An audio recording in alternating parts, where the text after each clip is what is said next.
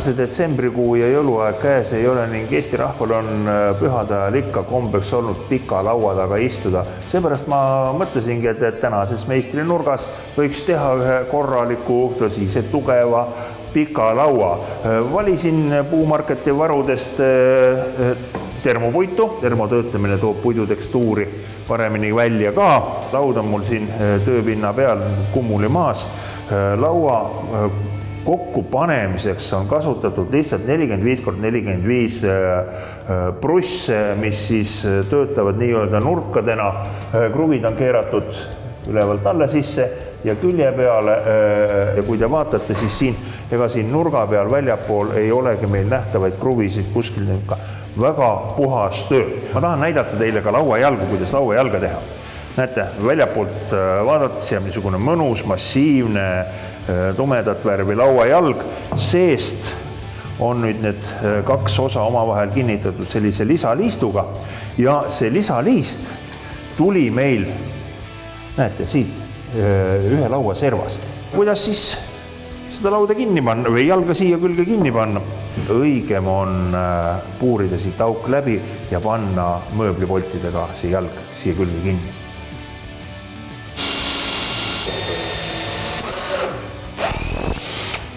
Nii, suurepärane. Tegemist siis saarega ja hästi kõva puiduga. Ja nüüd poldid, näete, sellised nad mul siin on, need mööblipoldid. Siin on taga niisugune nelikant osa veel, mis hoiab ta kinni, et ta pöörlema ei hakkaks, kui sisse panna ja hakata mutrit kinni keerama. Tingimata võtke suur seib. Sellepärast, et ühe läbimõõduga on olemas ka väikesed seibid ja suured seibid ja suur seib on puidule kasutada alati õigem, sest et ta tagab tugevama toetuspinna. Mutter otse, nagu nägite, mul oli teine polt ennem juba paika pandud.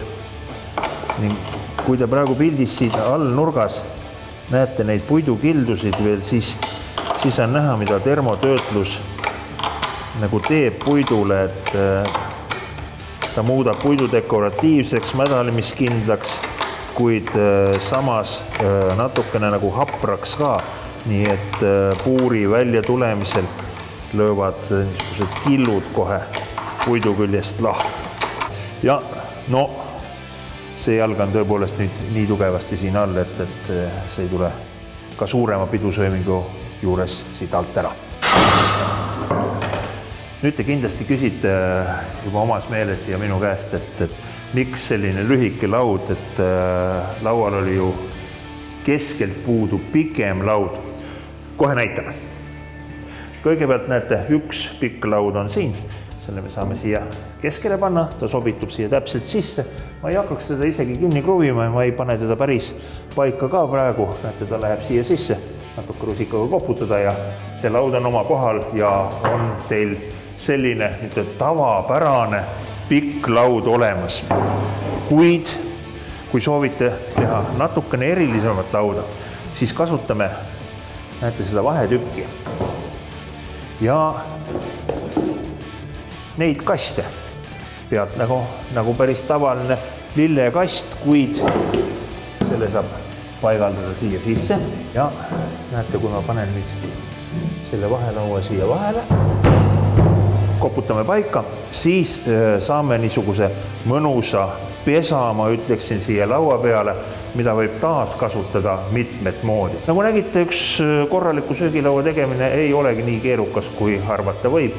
Ja siit, kui hea puitmaterjal käes ja mõningad ideed ka. Ideed minu puhul, nii nagu ikka, Pinterestist ja linkides üle Puumarketi kodulehekülje.